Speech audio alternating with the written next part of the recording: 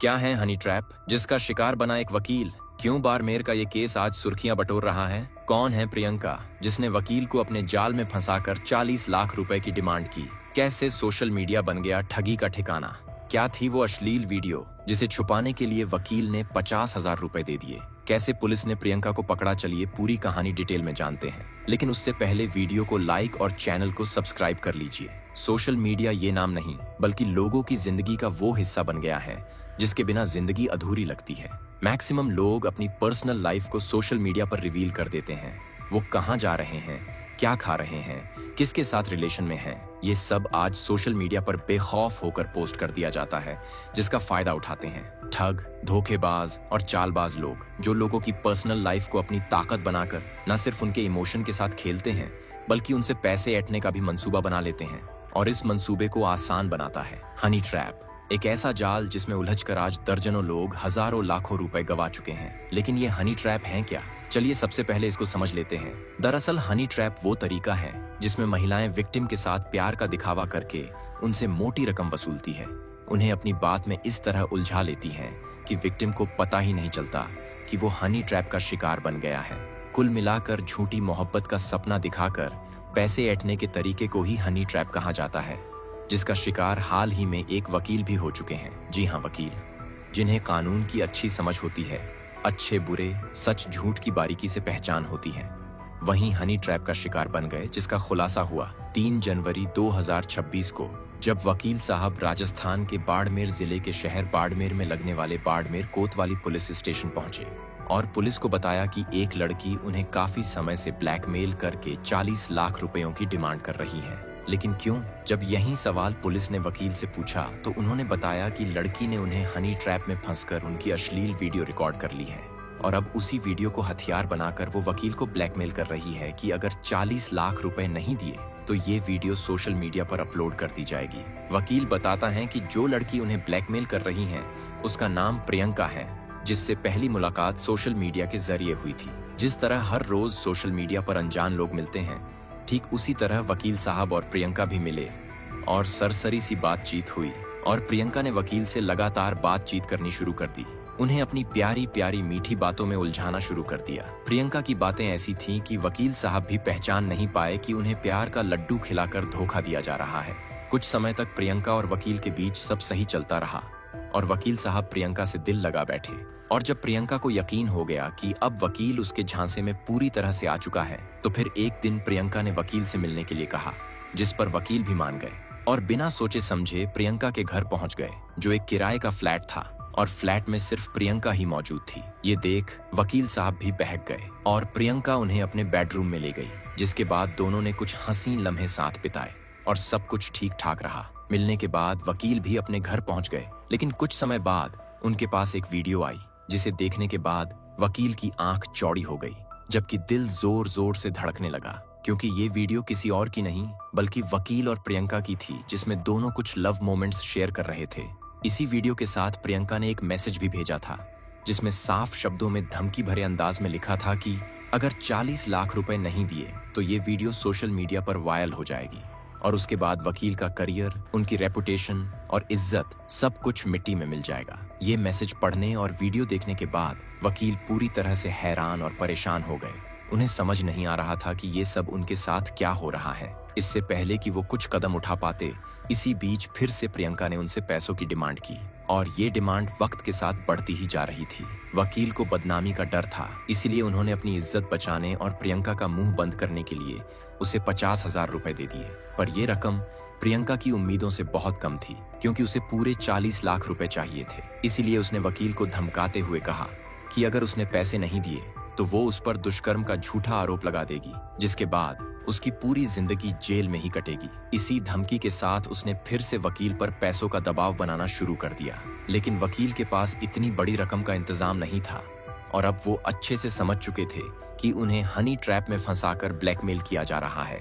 इसलिए उन्होंने डरने या चुप रहने की बजाय पुलिस की मदद लेने का फैसला किया और 3 जनवरी 2026 को बाड़मेर पुलिस स्टेशन जाकर प्रियंका के खिलाफ रिपोर्ट दर्ज करवा दी। पूरा मामला जानने के बाद पुलिस ने भी कोई लापरवाही नहीं बरती, बल्कि तुरंत ही प्रियंका के खिलाफ जांच करना शुरू कर दी। पुलिस की मेहनत रंग ले आई और 3 जनवरी को ही पुलिस ने प्रियंका और उसके एक साथी कमल सिंह को गिरफ्तार कर लिया। और जब पूछताछ की गई तो प्रियंका ने कबूल किया कि उसी ने वकील की न सिर्फ आपत्तिजनक वीडियो रिकॉर्ड की थी बल्कि पैसों की डिमांड भी की थी। लेकिन ये प्रियंका है कौन और उसने ये सब क्यों किया? ये सवाल जानने के लिए जब पुलिस ने प्रियंका के बारे में छानबीन की तो पता चला कि प्रियंका पश्चिम बंगाल की रहने वाली है और राजस्थान में आने से पहले वो दिल्ली और बालोतरा में रहा करती थी। बालोतरा में प्रियंका एक स्पा सेंटर में जॉब भी करती थी, लेकिन ये जॉब उसके खर्चे पूरे नहीं कर पा रही थी।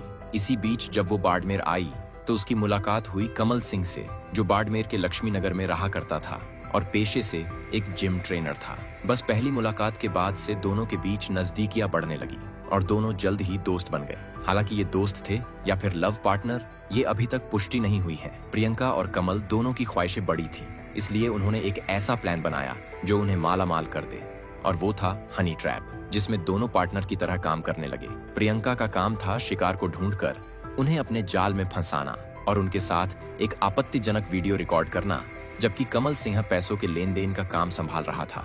इस तरह दोनों हनी ट्रैप को अपना फुल टाइम बिजनेस बनाकर पार्टनरशिप में काम कर रहे थे, जिसका शिकार बने खुद वकील साहब, जिनसे प्रियंका ने 40 लाख रुपए की डिमांड की, लेकिन वकील ने सिर्फ 50,000 दिए। और जब दबाव ज्यादा बना तो उन्होंने पुलिस स्टेशन जाकर प्रियंका का पूरा कच्चा चिट्ठा खोल दिया और इस तरह प्रियंका, कमल सिंह दोनों पुलिस के शिकंजे में आ गए। पूरी कहानी जानने के बाद पुलिस ने प्रियंका के घर की तलाशी लेने का भी फैसला किया और जब उसके फ्लैट में जाकर इन्वेस्टिगेशन शुरू की तो उन्हें शुरुआत में कुछ भी ऐसा नहीं मिला जो पुलिस के दिमाग में शक पैदा करे। लेकिन जब पुलिस ने प्रियंका से कैमरे के बारे में पूछा जिससे वकील की वीडियो रिकॉर्ड हुई थी, तब पुलिस के सामने एक चौंका देने वाला खुलासा हुआ।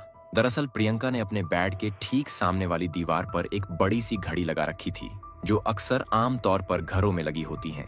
लेकिन इसी घड़ी के अंदर प्रियंका ने एक स्पाई कैमरा छुपाया हुआ था, जिसका सीधा फोकस बेड पर था। इसलिए जब प्रियंका ने वकील के साथ अश्लील हरकत की तो वो सब स्पाई कैमरे ने रिकॉर्ड कर लिया और फिर इसी रिकॉर्डेड वीडियो की मदद से प्रियंका ने वकील को ब्लैकमेल करना शुरू कर दिया। प्रियंका और कमल की ये शातिराना करतूत जानने के बाद पुलिस ने दोनों को कोर्ट के सामने पेश किया, जहां से प्रियंका और कमल को कोर्ट ने 2 दिन की पुलिस रिमांड पर भेज दिया। लेकिन इसी बीच पुलिस के सामने एक और खुलासा हुआ, जिसमें पता चला कि प्रियंका ने सिर्फ वकील को ही नहीं बल्कि एक बिजनेसमैन को भी निशाना बनाया था, जिसकी गवाही खुद बिजनेसमैन ने पुलिस स्टेशन में आकर दी।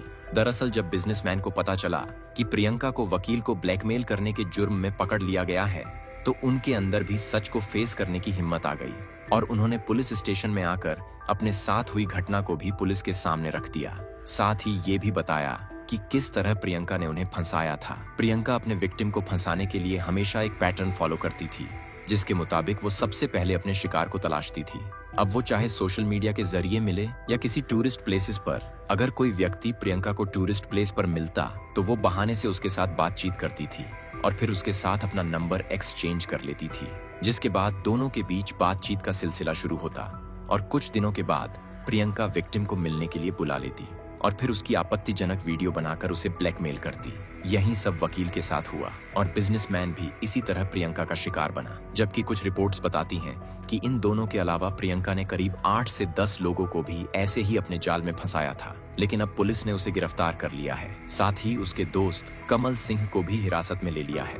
पुलिस अब ये जानने की कोशिश में लगी हुई है कि क्या इस पूरे खेल में प्रियंका और कमल के साथ कोई और भी शामिल था या फिर ये पूरा मास्टर खेल इन्हीं दोनों के शातिर दिमाग का नतीजा है। और ये राजस्थान का कोई पहला हनी ट्रैप का मामला नहीं है, बल्कि इससे पहले भी ऐसे कई केस पुलिस के सामने आ चुके हैं और आज हनी ट्रैप का खेल पूरे भारत में जाल की तरह बिछा हुआ है। कुछ ही समय पहले नागपुर में एक हॉस्पिटल एचओडी का हनी ट्रैप ब्लैकमेलिंग केस सामने आया था, जिसमें 7 लोगों को गिरफ्तार किया गया। इसी तरह हैदराबाद के चेवेल्ला में योग टीचर को हनी ट्रैप में फंसाने वाला मामला भी सामने आ चुका है।